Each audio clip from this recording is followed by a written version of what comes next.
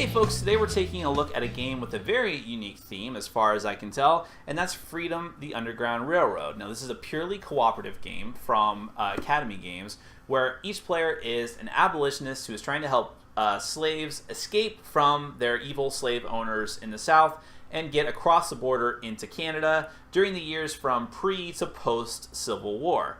Now, Academy Games is used to making historical games that are usually competitive war games, but they all have a very good historical feel. They're all very accessible to players who are not used to typical war games. And typical war games are very, very heavy, crunchy affairs.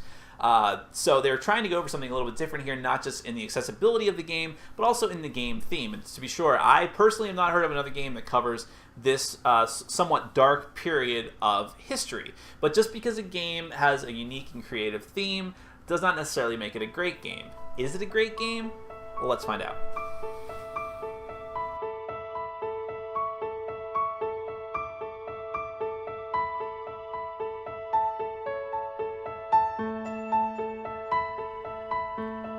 I'm not going to go over every single detail of Freedom, the Underground Railroad, because there's a lot going on in the game, but I am going to tell you all the major points just to give you an idea of what the game plays like and what you can expect.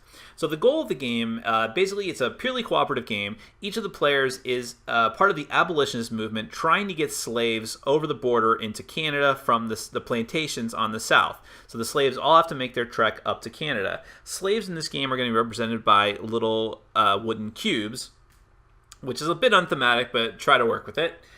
And each player at the beginning is going to get dealt out a random abolitionist card from one of the 6 cards available. The game goes from 1 to 4 players. Now, each of the abolitionists has a special power. I'll explain a bit more about what all of this actually means later, but just to go through them. The station, or the agent, I should say, during the action phase gets $1 and can move 2 slaves 1 space each during the action phase. And then every character has a special one-time use ability, only one time during the course of the game.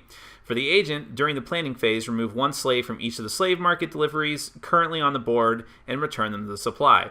Once you actually use your one-time use ability, you'll flip your card over and you'll still have your static action ability at the top. And in fact, other characters, when they actually use their special ability, well, when they flip over, they'll actually increase the amount of money they get during the action phase. So the station master gets $2 during the action phase instead of 1 once she uses her special ability. And the station master's abilities are move 1 slave, one slave catcher 1 less space during the action phase. During another player's action phase, conductor tokens don't move any of the slave catchers. That's her one-time use ability. And all the other characters have their own unique special abilities as well.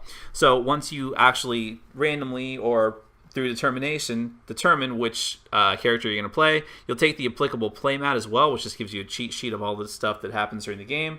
You'll put your roll card there, and then this spot is for special reserve cards, which I'll explain in a moment. Now, how do you actually win the game in mechanical terms? At the beginning, you'll choose one of these victory goal cards. Now, these are going to be determined by the number of players, so let's just assume that we're doing a 4-player game here. But also, you can choose either the normal side or the hard side. Up at the top of the card, it will tell you how many slaves you need to have freed in order to win the game. So in this case, 22. Now, you'll actually keep track of that up at the top of the board. I know it's very hard to see, but there are spots up there, numbered spots, where after you get slaves across the border, you'll fill up the spots until you get to the number you need to be at. Now, you'll notice that underneath that it says slaves lost. Now, if you ever lose, like for instance here, if you were to lose 20 slaves and then have to add a 21st slave that is lost, you will immediately lose the game. And I'll explain a bit more about how slaves are lost, quote unquote, in a moment.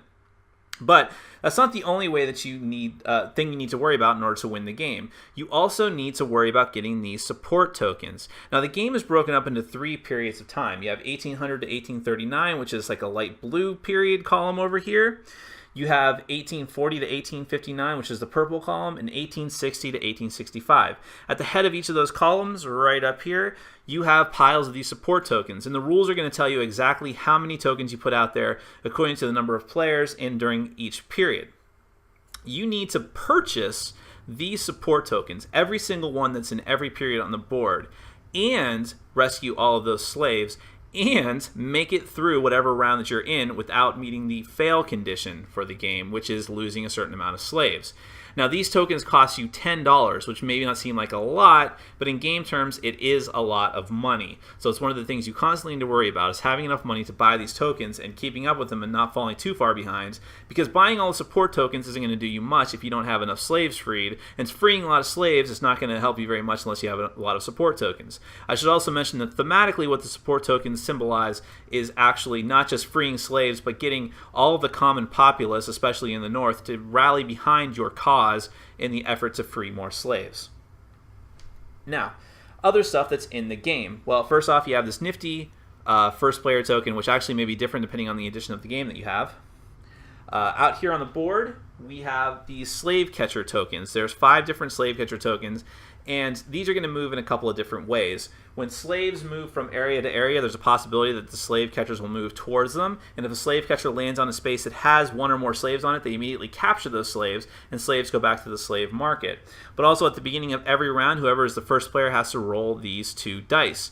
Now, one of these die has a symbol for each of the different slave catchers, and also this little walking guy. If you get the walking guy, that actually represents like a slave on the move. And if you roll that, you're fine. Doesn't matter what's on the other die. Doesn't matter. You are totally fine. It's like a get out of jail free card, so to speak. But if you roll one of the other symbols, you have to move that slave catcher according to whatever this other die shows. So if you roll, let's say, the purple on this die, and then your other die comes up with these 3 white arrows, you have to move the purple 3 to the west. The little arrows are black and white, just to help you out there. So you move the purple guy along the purple dotted lines between areas with the white arrows 3 spaces. And of course that will change depending on, there's also black spaces that go to the east, and so on and so forth. Now, I mentioned that these slave market cards. You also lose the game if you run out of time in this game. There are only going to be 8 rounds in the game. If you can't meet your victory conditions by the end of the 8th round, then you'll lose the game. So in order to symbolize that, you'll have 8 slave market cards, which are these green cards here. You'll have them out there. You'll draw 3 at the beginning of the game to fill up those spaces underneath the stack. And each of these cards has spaces that you're going to put slave cubes on at the beginning of the game. These represent the slaves that are almost going to be put out on the plantations, which are here at this very southern edge of the board. At the beginning of the game, you're also going to fill up the light-colored spaces on the plantations with slave cubes. Now, this is where it gets tricky in how you're actually going to lose slaves. At the end of every round, you're actually going to, whatever the bottommost slave market card is, you're going to take all the cubes off of there and fill up the empty spaces on each of the 3 plantations.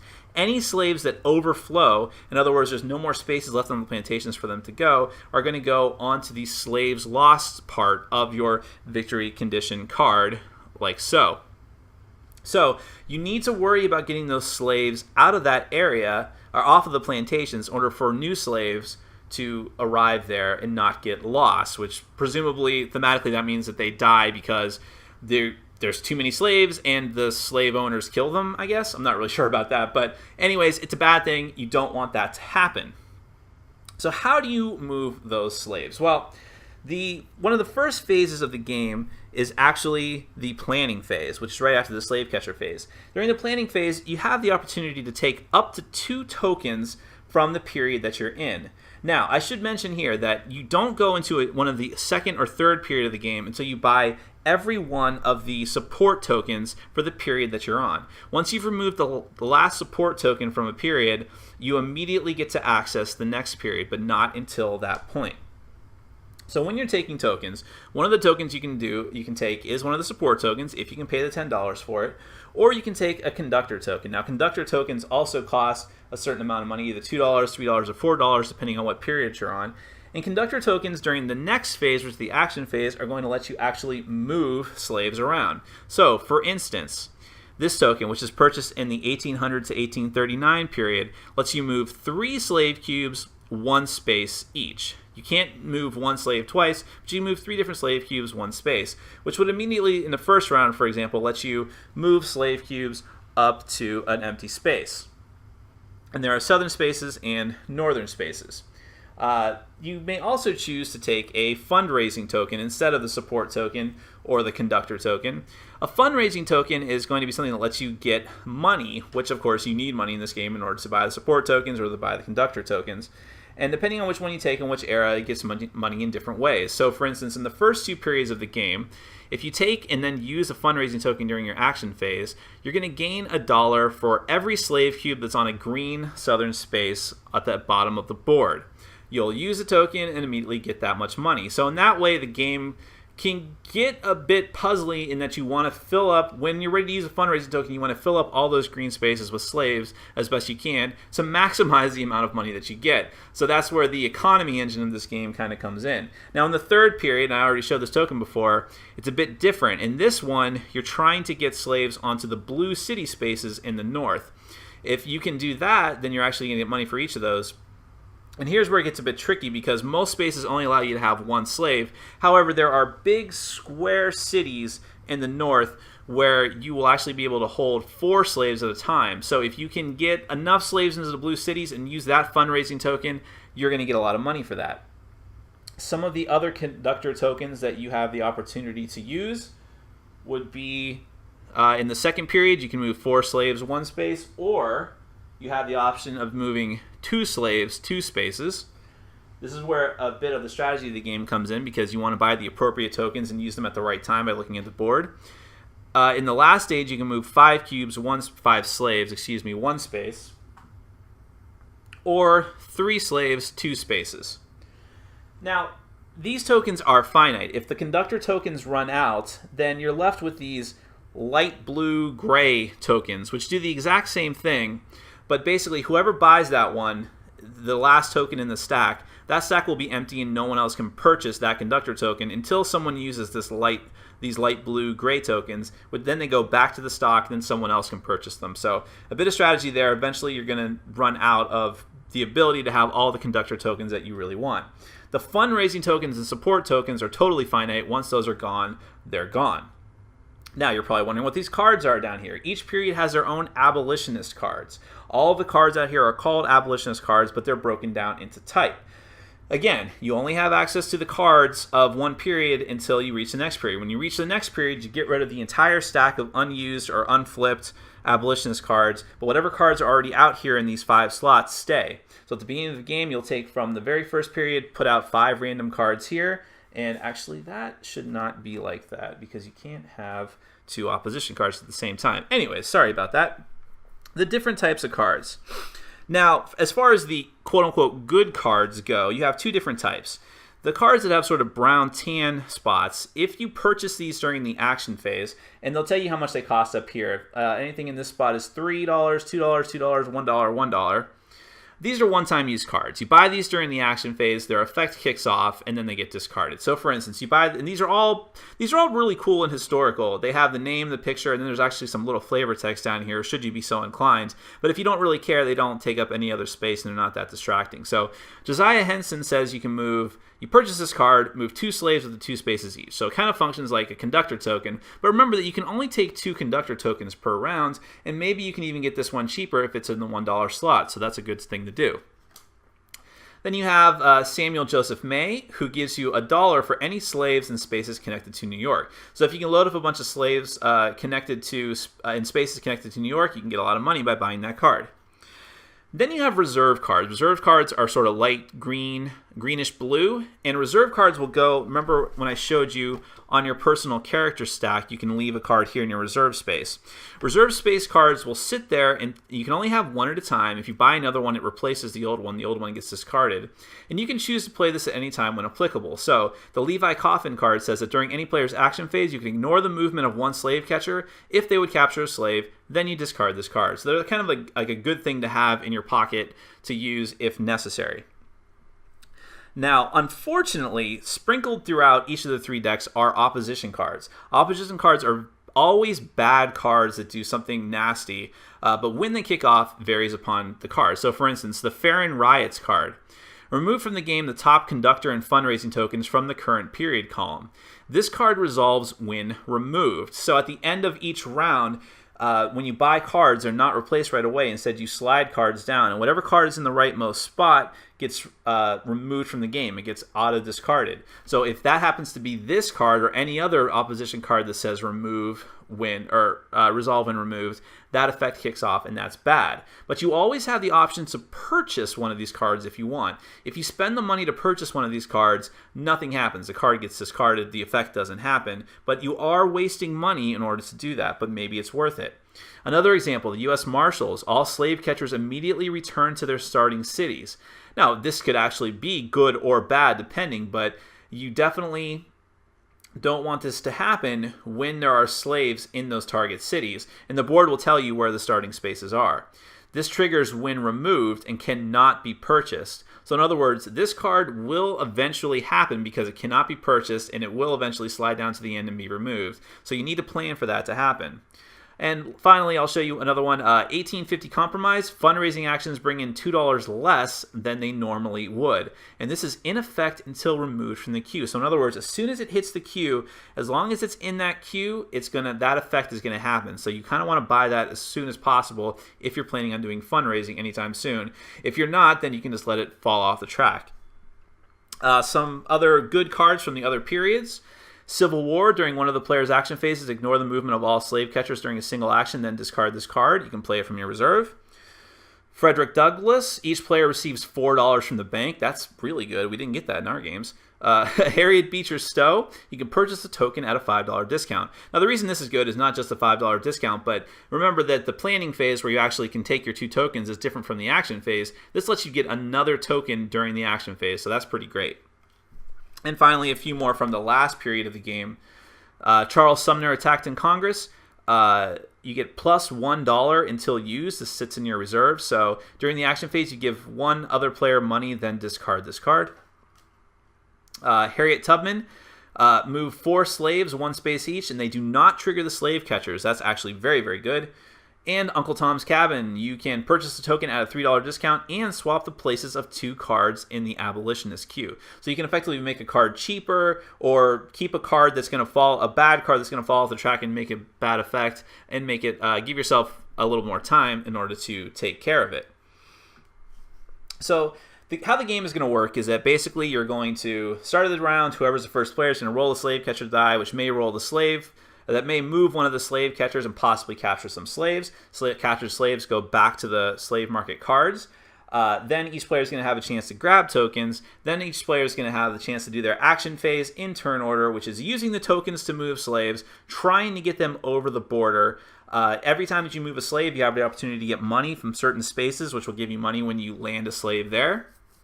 All the while, you're trying to avoid the slave catchers because every time you land on a space, it's going to move a certain color of slave catcher closer to you. And once everyone's used their token, had their opportunity to buy cards or to use their special abilities, then it's going to get down to the slave market phase where slaves come back down into the plantations and possibly overflow and get you closer to losing the game. New slave market card comes out.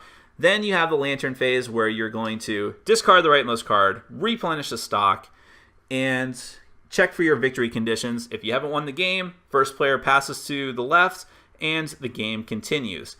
If you can get enough slaves freed and get all the support tokens and not lose in that last round, before 8 rounds are over, you win the game. If too many slaves are lost, or if you run out of time from more than 8 rounds passing, you lose the game. That's Freedom, the Underground Railroad. Let's just go ahead and address the big question about Freedom, the Underground Railroad, and that's about the theme, and how does the theme work, and does the theme work well? Now, the thing about this is that it can be sort of an unsettling theme for a lot of people for some obvious and not so obvious reasons. Now, I know, for example, people in my gaming group, when they first saw the box of the game and said, wow, Freedom, the Underground Railroad, wait a minute, what's this really about? And I said, no, it's really about the Underground Railroad. They were kind of put off by it, and not in any kind of insulting and derogatory way, but in the sense that, wow, you know, it's a really sort of deep, kind of dark theme. I mean, this is a period of our country's history that we try not to think about. We try to sweep it under the rug. I think even people who are of African American descent, who had ancestors that went through this, really don't want to think about it. It's not something that they want to put first and foremost in their mind every day, because it's, you know, it's a kind of a dark thing to think about. But to my mind, that's exactly why this theme works. And I'm not saying that Freedom is like this deeply political game, and that by playing the game or owning the game or endorsing the game that you're making some sort of political statement. I don't think that, but I do think that having a theme like this not only works from a unique perspective, it's something that I don't see in a lot of games, but it does force you to think. And, you know, I don't play board games in a vacuum. The reason why I don't play abstract games is because I want my games to have some sort of theme. I want them to spark my imagination and make me think about things. In this particular case, it's not that it's a fantasy game where I'm like a warrior fighting dragons. In this case, it's making me think about our own history. And I think that's a beneficial thing, and I think that Academy Games does a good job of that. I haven't played all of their other games, but I have seen write-ups on them and their theme, and they do a very good job of getting history across. And I'm not going to say also that this game is a history lesson per se, but you will learn some stuff about history. There's some very interesting flavor text on all the cards. They use real artwork and imagery and photographs. And thematically, it does work when it gets tied to the mechanics of the game. So I think that the theme is solid, but you know, I would never keep a game on my shelf just because the theme is good. In fact, I've reviewed other games where they had fantastic themes. I readily admit had great themes, but as games, they fell flat and they had to go because they were just bad games. And I have games to play, not to look at and admire. Fortunately, Freedom the Underground Railroad is a good game. I would argue it could possibly be a great game. The thing about it is that it is a purely cooperative game. I have a soft spot in my heart for purely cooperative games. But in this case, it does a few things in a unique way that other cooperative games don't. What they tried to go for here was having Eurogame sensibilities together with cooperative aspects, which don't always go hand in hand. A lot of heavy Eurogamers do not like cooperative games because, you know, they have that competitive spirit, even though I would argue that a lot of heavy Euro games are competitive, but more are solitary games. In this case, you're all working together, and the mechanics just work right. As far as the way that the slaves move, and it's kind of puzzly, actually. Some people don't like that. I do like that. I actually had the sense that I was playing Legends of Andor a couple times because you're trying to manipulate where the slaves move, how they move, how they're going to attract the slave catchers to them, and having to possibly have to move slaves back in order to get this one here, move a slave over here to attract this slave catcher here, and if you do that, and so on and so forth. The downside to that method of play is that, much like with Pandemic, this game can lend to the alpha gamer syndrome, where one person at the table obviously knows a little bit more, is a little more adept at these kind of puzzly games, and is just directing the other players. And we did find that in 2 of the games that we played, where it was just, okay, you seem like you know what's going on. So we were constantly going to this one player for advice. Good guy, he wasn't trying to do it on purpose, and he was just trying to help. But that's kind of how these games go sometimes. Now, I like the token mechanic a lot. That adds a little bit of fiddliness to the game that I don't like. Maybe I kind of thought that maybe all the conductor stuff, the conductor tokens, should have been more with cards, but, you know, whatever. It works. I like the idea that you can buy the tokens, but you can't just willy-nilly grab tokens and fundraising tokens. You need to worry about, is it more effective for me to do this? Is it more effective for you to do this? What is your power? Does your power actually work better with this? Can we get a combo going on? That happened a few times too, where I had a special unique power that worked really well with the guy to my right's power, or the guy to my left's power, whatever, and it worked really well, and then we planned it out like that. This game rewards planning, in fact. It's not a strategic game, or it's not a tactical game, I should say, in the sense that you're not reacting to things that happen. You know what's going to happen. It's just, how are you going to plan that out? Some people like that, some people don't. In this game, I think that it works. The Abolitionist cards were an interesting little gimmick to the game, although I do think that some of the cards are definitely unbalanced. Some of them are pretty useless. I bought one particular card in a game we played where it just sat there basically the entire game until we got to the last rounds, and I was like, please give me a reason to use this. Can I please use this, guys? Please?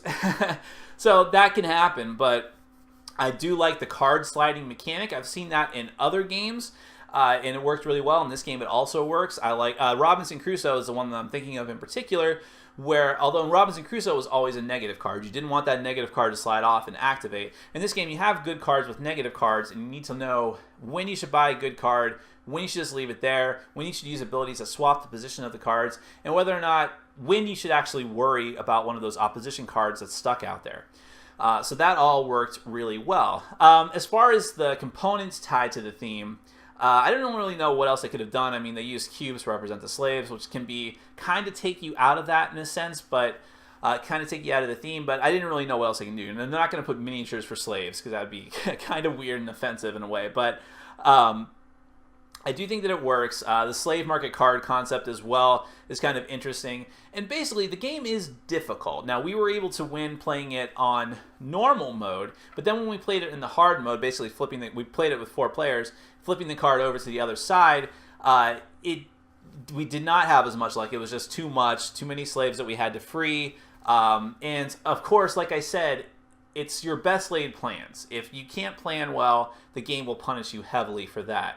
And that goes back to the puzzly aspect of it. But all in all, I think this is a very good, solid game. I think that the theme works great. I think that based off the uniqueness of the theme and the solid gameplay, I am going to leave it on my shelf. I like it a lot. There's probably other co-ops I will play more often than this just because the theme is more accessible to people. It's got faster gameplay, and it's just, maybe more exciting thematically. But still, this is definitely a game that I want to show off to people. It's definitely a game that I think you could play with kids of a certain age. I mean, maybe 10 to 14 is probably the lowest you would want to go. But still, as a history lesson, as a good game, it works on all of those fronts. I'm happy that I kickstarted it. I'm happy that I have it. That's Freedom, the Underground Railroad. So, my name is Nick. This is Board Game Brawl, reminding you to get out there and game every day and in every way. Take care.